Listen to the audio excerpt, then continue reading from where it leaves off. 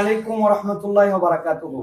March for Gaza এই শিরোনামে আগামীকাল শনিবার 12 এপ্রিল সোহরাওয়ার্দী উদ্যান অভিমুখে বাংলাদেশের আপামর জনগণের পক্ষ থেকে নিপীড়িত নির্যাতিত গাজাবাসীর সমর্থনে যে মার্চ অনুষ্ঠিত হচ্ছে, আমরা সকলের প্রতি উদাত্ত আহ্বান জানাবো।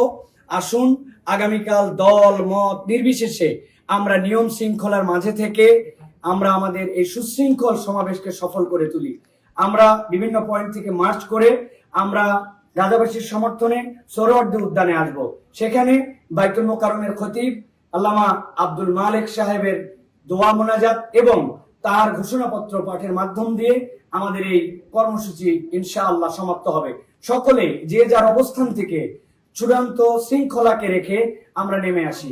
আবহাওয়ার বৈপরীত্য আমরা অনেকাংশে দেখতে পাচ্ছি, কিন্তু গাজাবাসীর সমর্থনে এই আবহাওয়া, এই প্রতিকূলতা, এই বৃষ্টি কোনো কিছু ইনশাল্লাহ আমাদের বাধা হয়ে উঠবে না। দেশবাসী এরকম ভাবে একটি ইস্যুতে সকলে এর আগে কবে সম্মিলিত হয়েছিলেন আমাদের ঠিক জানা নাই। আমরা সকলের প্রতি উদাত্ত আহ্বান জানাবো, আমরা শৃঙ্খলাবদ্ধ ভাবে এই মার্চ ফর গাজাকে সফল করার জন্য সকলে এগিয়ে আসি ইনশাআল্লাহ।